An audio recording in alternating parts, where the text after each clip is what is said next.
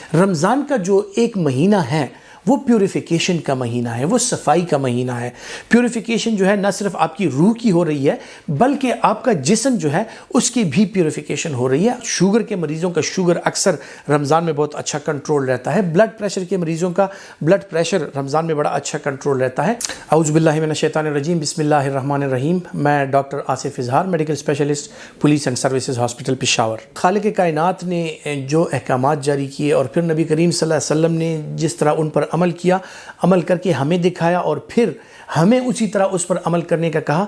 ایسی باتوں پہ میڈیکل سائنس اور یہ چیزیں جو ہیں یا سائنس جو ہے وہ ابھی ان چیزوں کے بینیفٹس جو ہیں وہ ڈھونڈ رہی ہیں، ان کو مل رہے ہیں، اور سائنس کے ایسے اشارے ہیں یا ایسے ثبوت ہیں جن سے یہ ثابت ہوتا ہے کہ 1400 سال پہلے جو نبی کریم صلی اللہ علیہ وسلم کے احکامات ہیں یا ان کے طریقے ہیں یا اللہ تعالیٰ نے جو فرائض اس نے ہم پر فرض کیے، روزے کے حوالے سے اگر میں بات کروں، میڈیکل سائنس جو ہے وہ اب پروف کر رہی ہے کہ جو 1400 سال پہلے کی ایک پریکٹس مسلمانوں میں چلی آ رہی ہے وہ انتہائی اہم ہے۔ کس وجہ سے اہم ہے کہ آپ اگر سال کے 11 مہینے مختلف قسم کی جو غذائیں ہیں، جو چیزیں ہیں، جو آرٹیفیشل چیزیں ہیں، ان کا استعمال کرتے ہیں، وہ آ کے ہمارے خون میں، ہمارے بدن میں، ہمارے جگر میں وہ جا کے جمع ہو جاتی ہیں، اور اس وجہ سے خواتین و حضرات جو ہے ان چیزوں کا ہمارے جسم پر اثر رہتا ہے۔ رمضان کا جو ایک مہینہ ہے وہ پیوریفیکیشن کا مہینہ ہے، وہ صفائی کا مہینہ ہے۔ پیوریفیکیشن جو ہے نہ صرف آپ کی روح کی ہو رہی ہے بلکہ آپ کا جسم جو ہے اس کی بھی پیوریفیکیشن ہو رہی ہے، آپ کا ہر عضو جو ہے اس کی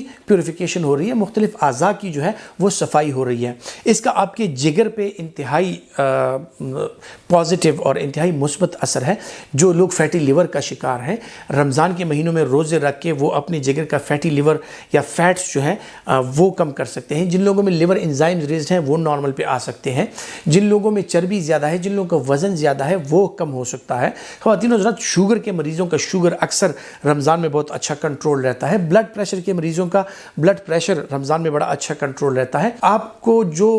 چیزیں ہیں غذا میں آپ یقیناً احتیاط کرتے ہیں اور یہی صاف غذائیں، اچھی غذا وقت پہ لیتے ہیں، اور ایک مقرر وقت ہوتا ہے، مقرر غذا اس کی مقدار ہوتی ہے جو آپ لیتے ہیں، تو اس سے آپ کی صحت جو ہے اس کا بہت بہترین اس کا ایک نتیجہ سامنے آتا ہے۔ اسی طرح جن لوگوں کو معدے کے مسائل ہیں، جن لوگوں کو ہاضمے کے مسائل ہیں، ان میں اچھی خاصی کمی آ جاتی ہے مسائل میں، اور یہ مسائل دور ہو جاتے ہیں۔ آپ کا معدہ اچھے طریقے سے کام کرنے لگتا ہے، آپ کا جو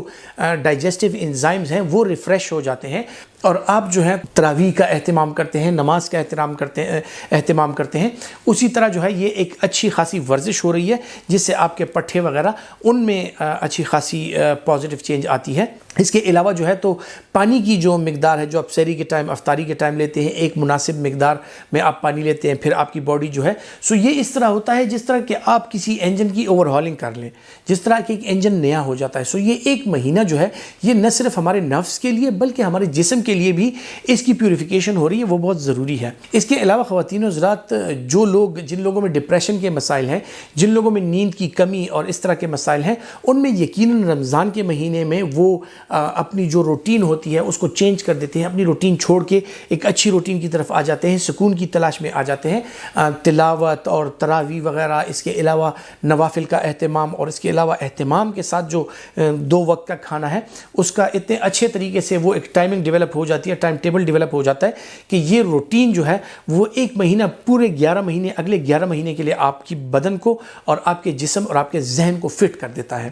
جو لوگ ڈپریشن کا شکار ہیں ان میں ڈپریشن کی کمی ہو جاتی ہے۔ جو لوگ ایسی روٹین رکھتے ہیں جو کہ مسلسل ان میں ایک ٹف روٹین ہوتی ہے، ان کی روٹین میں وہ اپنے لیے، عبادات کے لیے، آرام کے لیے وہ ضرور ٹائم نکالتے ہیں، اور اپنی انرجی ریزرو رکھنے کے لیے وہ اپنی روٹین میں اس طرح کی چینجز لاتے ہیں کہ ان کا اعصابی اور جسمانی دباؤ اور تناؤ جو ہے وہ کم ہو جاتا ہے، جس کے یقیناً خواتین و حضرات بہت اچھے نتائج برآمد ہوتے ہیں۔